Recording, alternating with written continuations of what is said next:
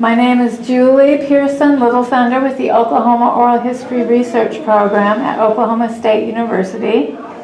And I'm interviewing Nathan Benton for the Chilocco Alumni Association here at Chilocco Indian School outside of Newkirk, Oklahoma. Mr. Benton, you trained soldiers as a tank commander, and you attended school here at Chilocco, and I look forward to learning more about your experiences here. Thank you for talking with me today. Well, how far back do you want to go? Well, where were you born and where did you grow up? Well, I was born in Alders, Oklahoma. Okay. And that's down southeast, you're familiar with that. And July 22nd, 1929. What did your folks do for a living? Well, let's see.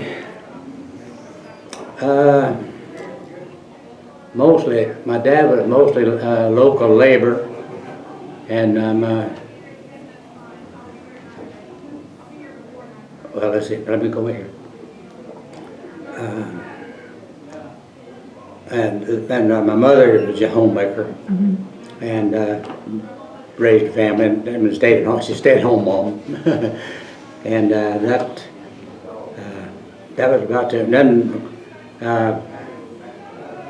Do you have brothers and sisters? Oh, well, I have. I had one full sister, and then my mother and dad's divorced, and then my mother married again, and all in our household she raised 9 children, and then my dad went off to some other part of the country.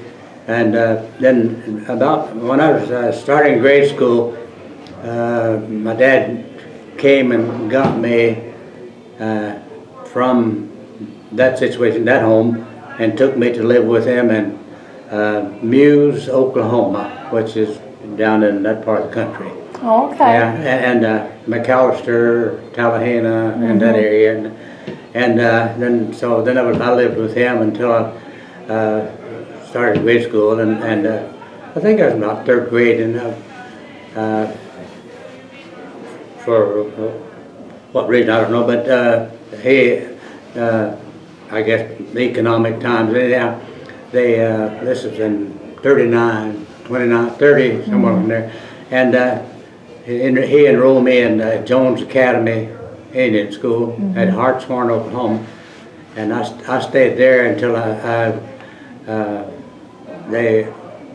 was going into the 9th grade. I was in the first semester of 9th grade, and they closed 9th grade at that time. And so I was a boxer in that school. So I had boxed in the Muskogee, Oklahoma tournament, and the president of that college was interested in that type of activity, but he was a speaker at a church camp that I attended, and my dad introduced me to him, and when he found out that I was his name was Dr. Riley, and when he found out that I was a boxer and that I had won the tournament there, he offered me a working scholarship to come to Bacon and to be on their athletic program. So, well, when they closed the school at Jones Academy, closed the 9th grade, I'm sorry. Well, I got on a train and went to Muskogee. Okay. So then enrolled in there.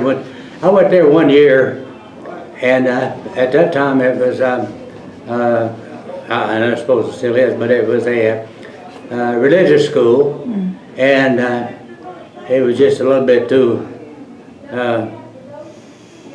strict for me, and so I didn't fit in well. So then I enrolled at Haskell Indian School the following fall, and went there to high school and 1 year of postgraduate school there, and then I've graduated and worked in the local economy and construction work, and until And then I followed the wheat harvest with a custom combine for 3 summers. I went all the way to Texas and all the way to the Canadian state line, and you were required at 17 or 18 to register for the draft. Well, the company I worked for was out of Lawrence, Kansas, and we were working in the harvest at South Dakota, and so by law I was required on my 18th birthday to register. So I went to the local draft board up there and registered. Well, they sent my information to my draft board in Tallahassee, Oklahoma, Poto, Tallahassee, in that area, in that jurisdiction. Anyway,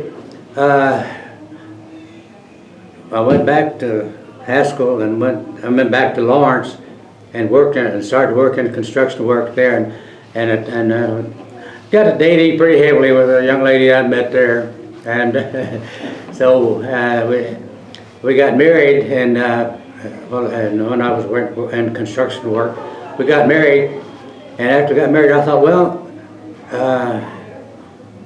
I'm married now. It may change my status as a draftee with my draft status, so I better call my draft board or write them and tell them that I'm married.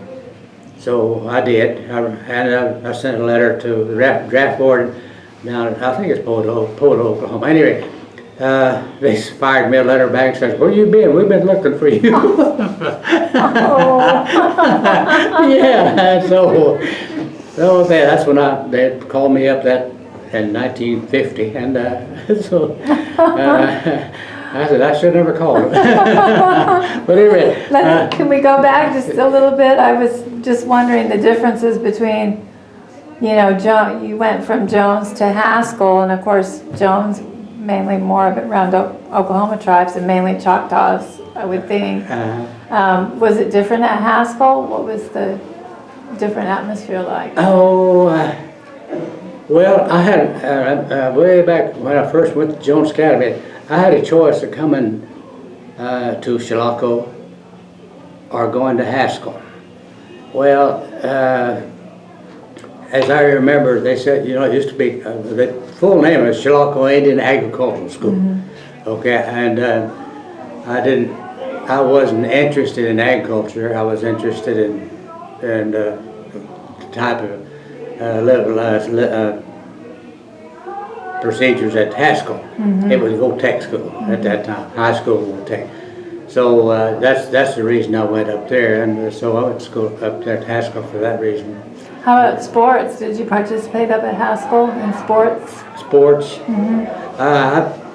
I never was very good at sports. I participated and made the team, but I did that because I could watch good guys. Right. I travel with the good guys. Right. But anyway, I was just mediocre athlete, and I always tell everybody I went to went to Haskell. It was Voltech trade school, and they offered, I think it was 5 or 6 vocational courses, and I took auto mechanics up there so I could learn to drive. Well, tell us what happened then after the draft board said, "We've been looking for you." Okay. They said, report here, right next day or something. But anyway, they said, like I said, they said report immediately. So I had to go to my draft board there, and then they assigned me to Fort Sill, Oklahoma, which was the area. I think they call it 405. 405, US 5405 65329. That's my serial number. And I still remember that. Anyway, so that's that, and that was Fort Sill, and that was all this Oklahoma. But I never could understand that because we had guys from New York State in our army, in our division, and our company. Wow. And they're from, but anyway, from there, I was called to Fort Sill, Oklahoma, and then from there, That's what, like I say, they were reorganizing the 1st Armored Division after the deactivation of the 1st Armored Division in 2nd World War. And this was in 49, 50, about 51, I think. That's when the Korean War was on. At any rate, I was married. I got married in 1950, and so it wasn't just shortly after that. So it would have been 51, I think. Anyhow, they sent me to Fort Hood, Texas, and I went through all the classifications, and like I said, they were reorganizing. And since I'd had previous military training, well, they this guy, the sergeant that was interviewing me, I had to come back, and I was working in construction work. I worked on the Kansas Turnpike. I built the Kansas Turnpike. Anyhow, they when I got in the Army, they line you up. You know, you go through a classification. They classify your what your activity military and what your civilian occupation was. So this sergeant says, "What you do in civilian life?" "Private." I said, "Well, I operate and run heavy equipment, bulldozers, tractors, and loaders." "You make a good tanker." "Next." That's why you got plugged in there. Yeah. That makes sense. Roughly how many Native Americans were in your group there at Fort Sill? Oh, I think only about 1 or 2. About 1 or 2. Yeah.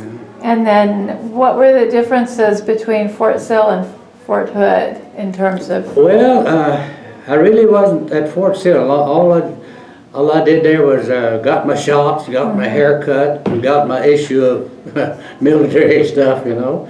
And then they put us on a train and sent us to Fort Hood. So that's where you did kind of basic training. Yeah. What are your memories of your instructors there? Well, at that time, my instructors were, they were all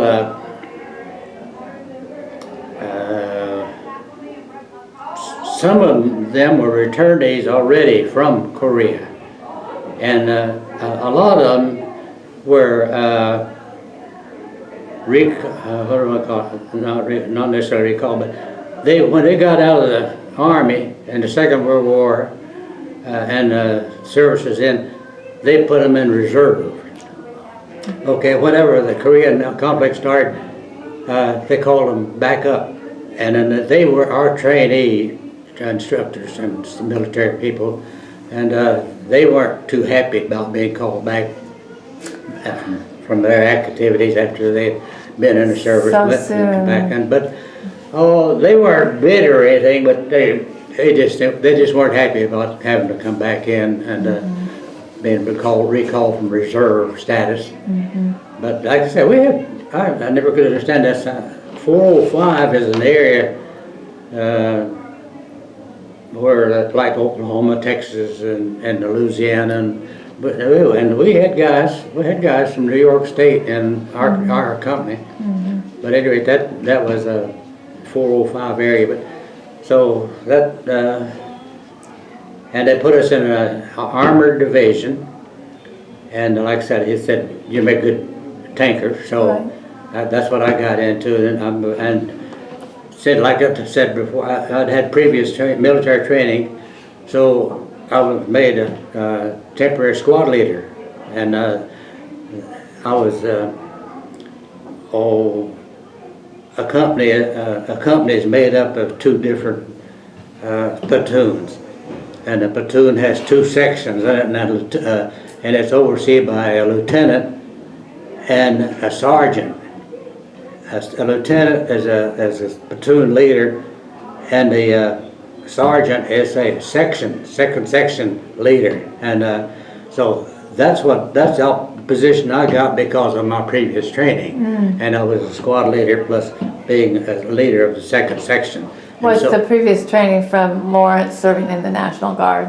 I'm sorry. Was it from serving in the National Guard in Lawrence, the previous training? Just basically infantry. I mean, Infantry. yeah. We took our military training at Fort Hood, not Fort Hood, Fort Leavenworth, Kansas. I see. That was the Kansas Right. area. And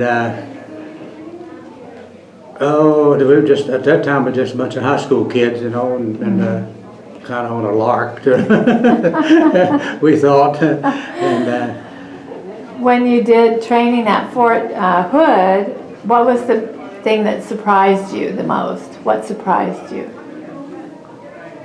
well, really not a whole lot, because I had gone to boarding school prior to being drafted, and along that line, my wife, Ms. Benton, she worked in the student dining room when we were here, and we, of course, students worked details to, so to speak, pay tuition. It didn't cost you to go anything here, but it was.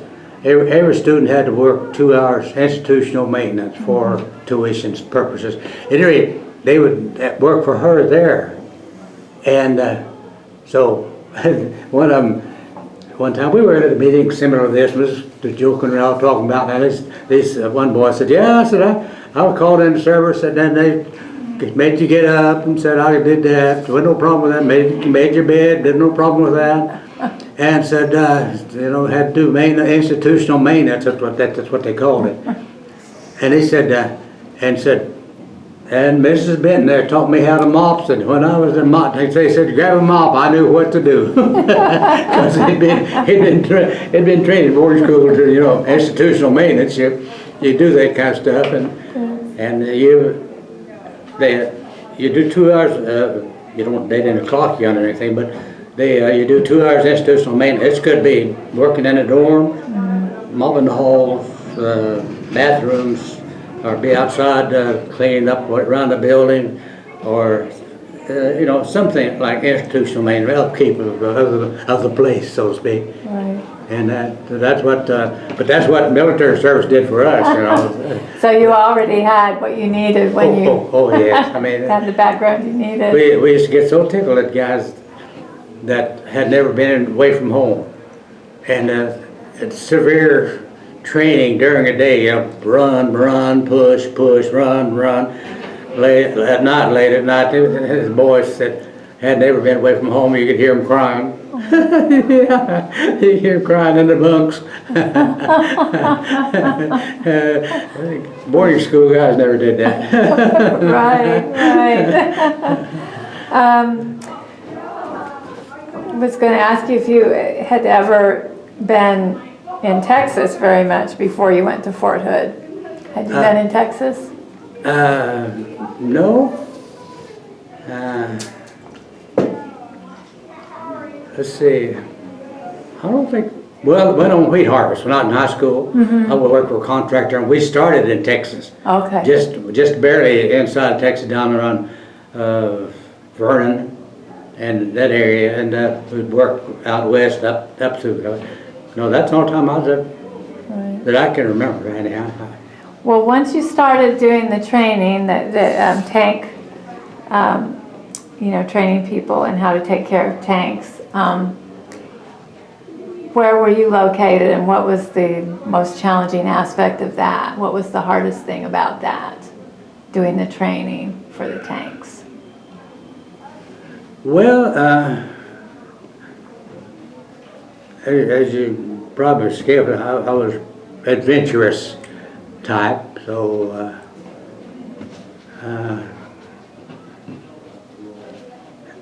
I really didn't have any qualms about something like that. I just took it for granted and lived it. And was it both maneuvering them and repairing? Was it both things, maneuvering and repairing the tanks? When you were training people? Well, no, we weren't. We did maintenance. Okay. Gas and oil and grease, you know, but that we didn't do any repair per se. They had, in other words, if your tank was broke down, they took it to the repair people, and you just operated it, and it was really I mean, it was a thrilling experience, but you take those big old things, run up and down hills, and run up and down big old trees. You just run over them, you know, and, Oh my goodness. and then you stand up there. And as a tank commander, you had 5 people, and a driver, assistant driver, a gunner, a loader, and me and my job. You stand on top and look out. In other words, you're that tank commander's job, and you take orders from the leader, platoon leader, and you know, you go right or you go left or you stay behind or do something. Anyway, but each one of those men had a particular job, and like the driver, that's all he did, and the assistant gunner, he was. He had, if we came to a spot and it was, and now this is in training, if we came to a spot and it would look like it might be hazardous or something, you know, well, he had to get out and go to be the guard, like under the brush and stuff like that. Because a tank, you could close all the doors and everything, and they could shoot at it all day long, and you know. But this was, we were. If the way to stop a tank was to disable it, where it couldn't move. In other words, and it had to just sit there. Then here they could come up with the big guns and poke a hole in it, you know. So we had to have a guy that had, you know, that took care. He watched that, and the tank would rotate. It could rotate the top there, and it had a machine gun on it. But like I said, we had set. Put you in a tank, close it all up, and had them to shoot weapons at you, you know, and to show it you they couldn't penetrate it. Yeah, that's part of the training and stuff. And then we'd go out on the range and shoot those big old long cannons, and boy, yeah, that's probably what's happened to my ears, you know. Right.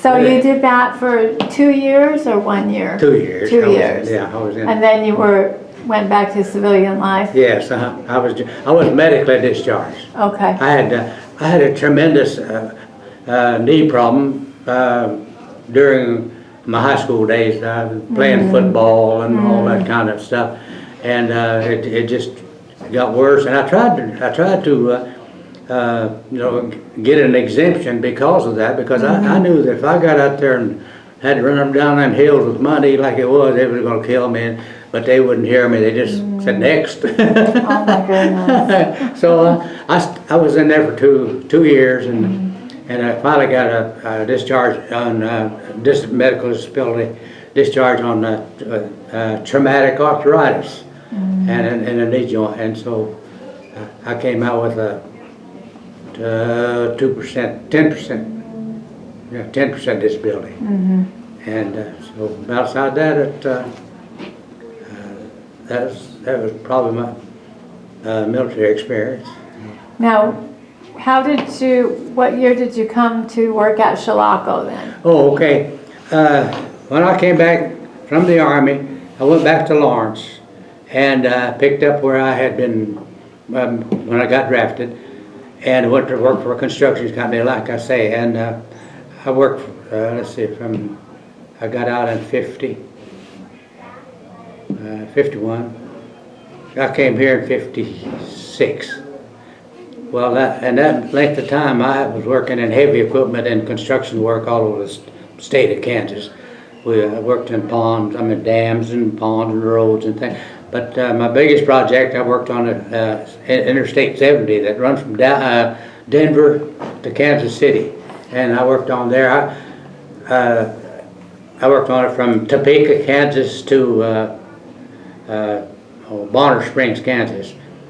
And they awarded contracts every 5 miles, and the dirt work and all that stuff that goes on construction work. And when this contractor would finish his, well, then you'd go, of course, being in a union, they, had lined up jobs for you, and you could get on somewhere pretty. So I worked in that until they finished it. And while I was there, like I said, I run heavy equipment and worked all that time. Well, they were there's a man that was interested in Chilocco. He was here, Mr. Kelly. Let's see, Walter Kelly he was school superintendent here, and he was interested in starting this heavy equipment course. But see, this is an agricultural school. We got 1,200 acres, and so ideal place for it.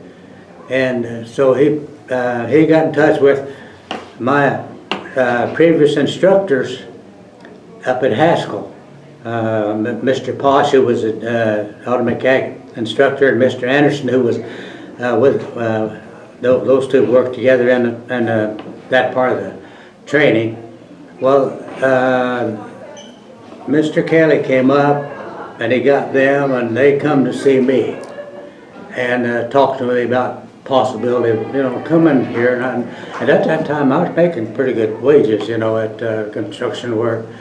And I often, I'd say, well, I'm, make good money now. Oh, you do this, you get. So in a few years, 4 or 5 years, and you'd be up to that level, and then they talked to me about all the benefits. Retirement, right, and advancement, and which pretty well came true. And so me and my wife, we prayed about it and talked about it, and so we said, yeah, we'll come. So at that time we didn't have any children, and we came here in 1956, and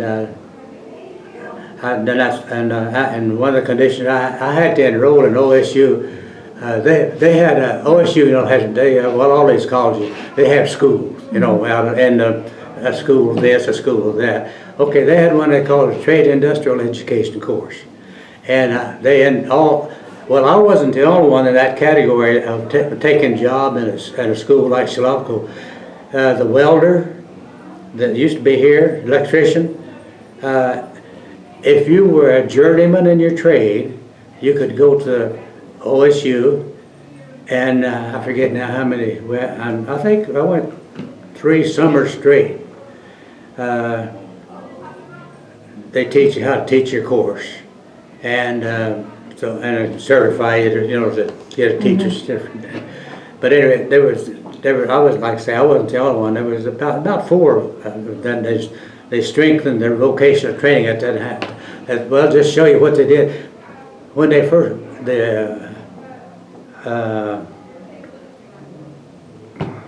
welding school. It used to be a blacksmithing school.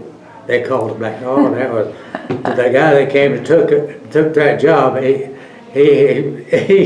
didn't like that at all. We called blacksmith, back in the old days. But he was a certified welder, and that's all we all were. We were. They called us tradesmen in the vocational area or the industrial area to which we were. And with that, some of them went to school at Pittsburgh State. That's that type of school, but OSU was an agricultural school, and Chilocco did a lot of inter training with them. We used in the agricultural program, we used animals. We traded animals for breeding purposes, and did experiments, with different things. We were a school that they could, because we had livestock at that time. We had livestock. We had one of the finest herds of livestock in the dairy industry, and had white-faced Hereford cattle, and we had horses, Morgan mares, which were real, and then sheep industry, and then the swine, and then mutton, sheep. Yeah, and so we had all those things, and of course OUSU, they were involved in that, so this came out real good together. And our like I say, our ag teachers, they were involved with it, and some of them were graduates of the OSU, and so were going to school there. But that's why it came about, and so when Well, I got an opportunity to come to work here. Well, you know, they said that this would happen, which did, and then I could start the course. They didn't have heavy equipment school. So I think that when I came here, they had one small bulldozer and a crane. Well, and they just used it in wherever they needed it around. And but anyway, after I got here, all the equipment that we got to use, being in a government agency, we were on a mailing list of all government agencies, Army bases and Air Force bases. Well, if they had a system which they used equipment and they used it, they had it on a prorated thing, and spend so much on it and then put it up for, you know, get a new one. The armed services did, you know, and then they would put it on a magazine, put it in a magazine, and send it to all like schools like us, and they call it excess property, and they were, most of it was good, just wasn't up to date for that time in the industry.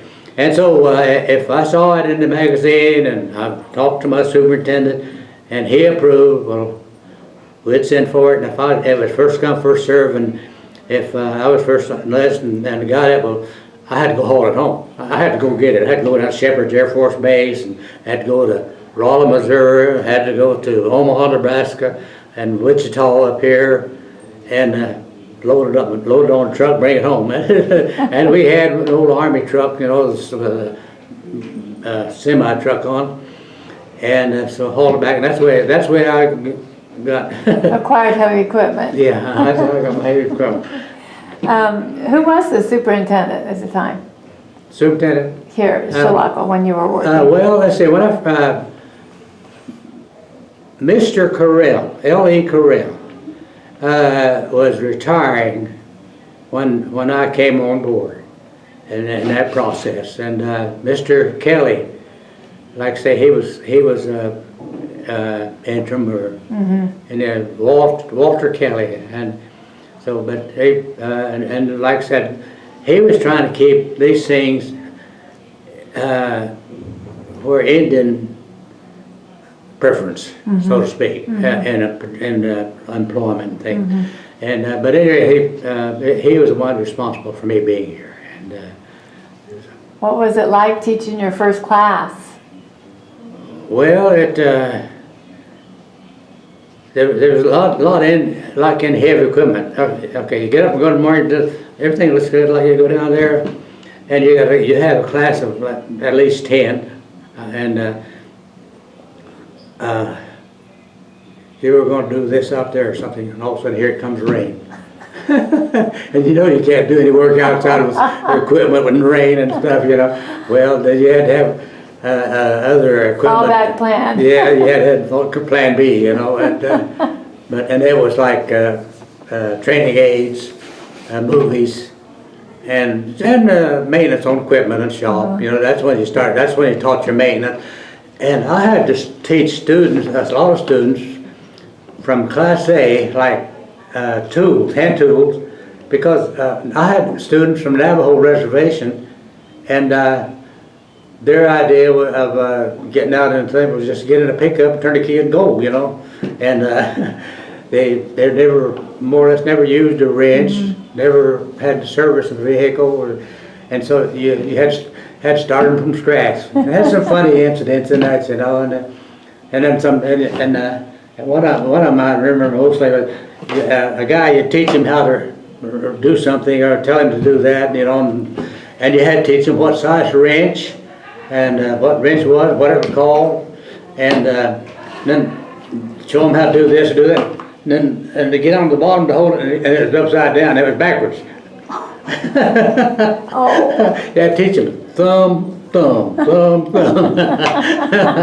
But it was a basic, I mean, you know, a basic training course. Right. until you had him, you know, 4 or 5 weeks. But sent a boy in one time. We were doing some work, and he was a Navajo boy, and I said, go in there and get us a 9/16, one for hole on the bottom, one for hole top.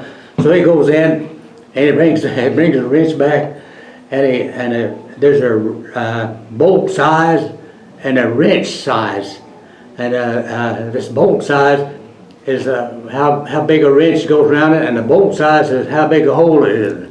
Well, he'd come out there with two different sizes, and I said, well, this one or this one, you know. But I'd say, and then on days that you had weather problem or something, you had to you teach them always things you need to know, nice to know, and you ought to know.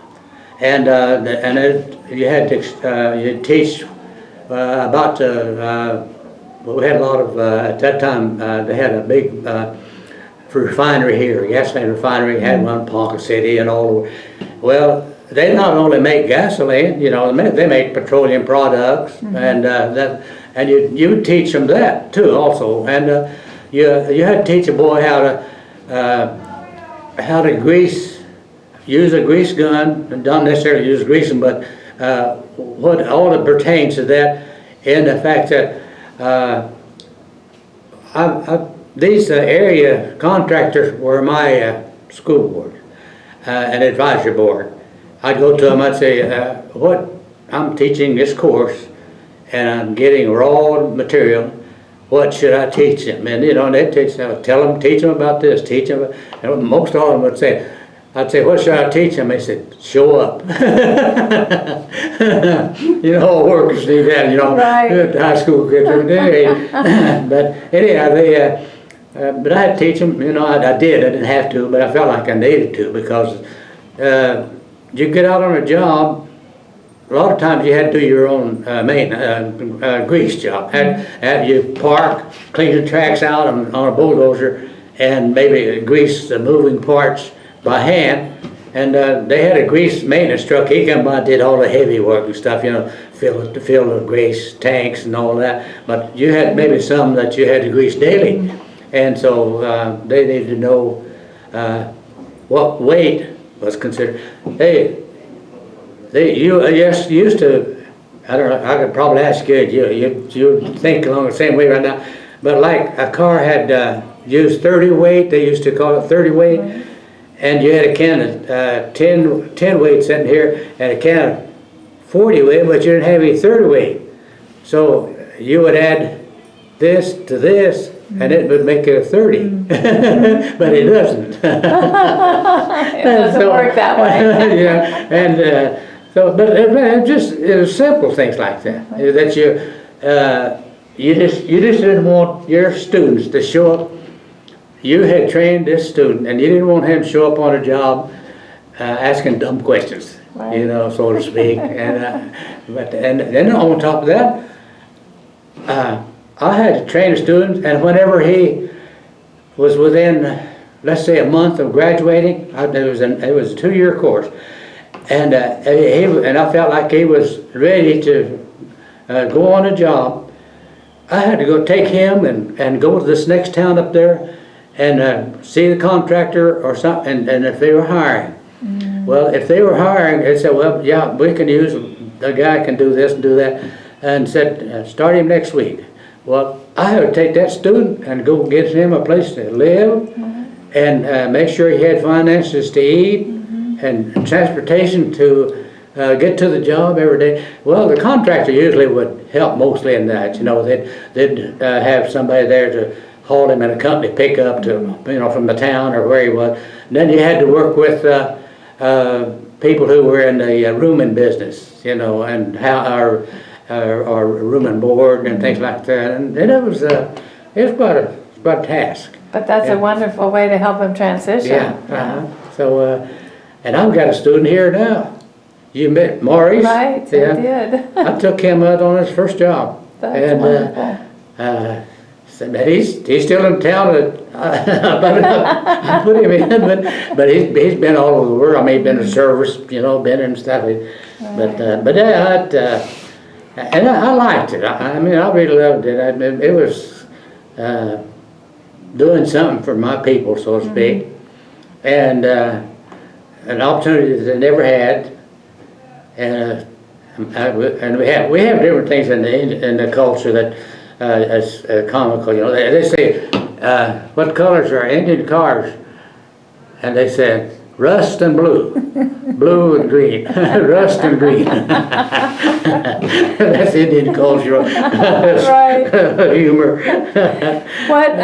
How long were you here then? How long did you work here, you and your wife? How long did you work here? How long did I work here? Okay, 25 years. 25, yeah. And you raised a family here too? Yeah. Uh-huh. I started like in 1950, I think it's 55, 56. And when they closed the school in 1980. You were still here? I was still here. And well, I was living on a campus. And we had to be out by the 18th of June. And we'd moved some stuff. We finally, I had to live here because on the campus because I was on a firefighting detail because of my occupation status and, you know, heavy equipment and being available for fires and stuff.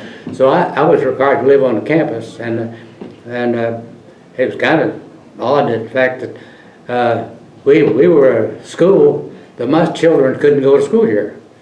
I don't know what it's a tax situation or something, but anyway, school bus, Newkirk school bus come up here and gathered up a bus load of kids from up here. All the employee children. Yeah, all the employees' children. And but we lived over across the lake over there, and we moved stuff out and moved stuff out. My wife didn't want to leave. She didn't want to.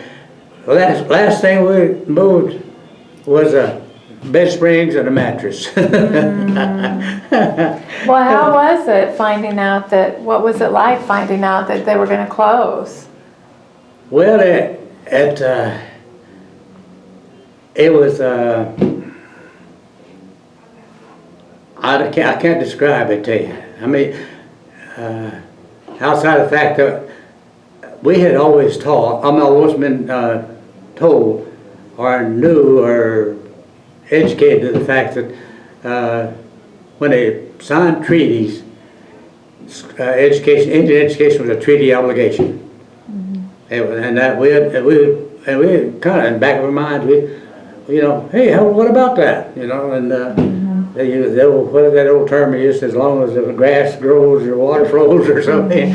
But that was always a kind of thing like the government said that they would do for, you know, Indian people, and we, in so many words, we expected that of them.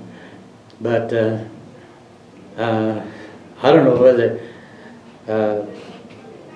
you're really familiar with all the factors in closing of schools, you know, that they closed schools because of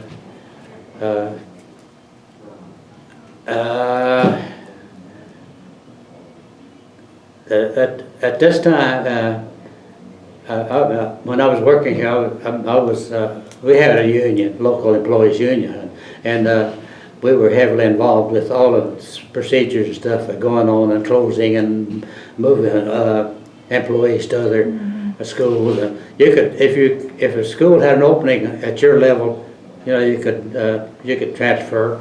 But in my case, I had an opportunity of only one school, and that was Intermountain, Utah, and there were problems with that we didn't want to consider. So at any rate, it was, I wouldn't say political, but it was. At that time, Senator Bellman was on the Appropriations Committee, and it involved the solar energy. There was a faction that came to him and wanted funds, and if you're familiar with grants, right language can get you what you want, or lead the way, you know. Anyhow, they came to him with this proposal, and it says that he said, well, and he was head of the Appropriations Committee. He said that, well, we've already finalized the appropriation and approved it for this year. He said, but I can close some of my Indian schools and give you that money. So that's what he did. Closed 5 schools in Oklahoma, 5 Indian schools in Oklahoma. It's in the Federal Register if you want to check it out, because it has to go in there after it becomes law, you know. Right. And No, that was a gist of it. But we had other areas we done. Of course, there's not. This is beside my interview with you, but newspapers can kill you if they want to. You know, and we had different factions. We had the American Indian movement came up and had demonstrations here. It's kind of odd, you know. They worked with all these grant things, and they within the grant. Anyhow, they come up here was going to protest, and the students didn't want them. American, I'll tell you. But anyway, we went through all that stuff in Chilocco, and Right. but Mr. Baker came on, and he graduated from our high school, went to Dartmouth, got his doctorate degree at one of the schools. I forget now which one, but he came back, and you know, high schools were primarily college track trail, so to speak. You came to here, all the teachers were geared to teaching you to go to OSU, OU. Well, Mr. Baker got here and they got a school board established, which we never had before. And they did a survey. They did a mail-in survey, and they asked, you know, what everybody wanted. And they came in, I think we talked close to 90% of what, and they all said that it should have vocational, be vocational oriented. So Mr. Baker said, well, that's what we're going to do then. And so you know, these men can get money when they want it, so he got money. That's another story. But anyway, he got money, and he got us updated in our course objectives so that we could be on the same course as a town that we live next to in producing graduates that the industry wanted. And and so we got each course got so many $1,000s apiece to buy equipment that would train a student in use of what they needed to know when they left Chilocco. And so, and all these courses got, you know, several $1,000s, and it was electricians, body and fender, mechanics, welding, us, and Aggie. So there was quite a bit of money involved. And then Mr. Baker got that all done, and we just turned it around and was doing that, and boom. Yeah, and that's when they closed it about 2 years later. Yeah. And it's been a good school. You can tell by the camaraderie that, you know, that we have with students, the people that today, and the other area is that, you know, here we're all brown skin, tan skin, wear blue jeans, and all got black hair, all got brown hair, and not a whole lot of people that are a lot different, and so consequently going to stay in school. You know, and then it.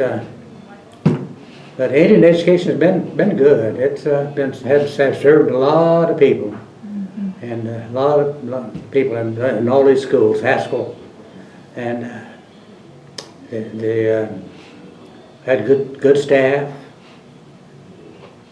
A lot of loyalty to Yeah. Chilocco, for sure. Well, is there anything else we didn't talk about that you'd like to add before we finish up? Yeah. That's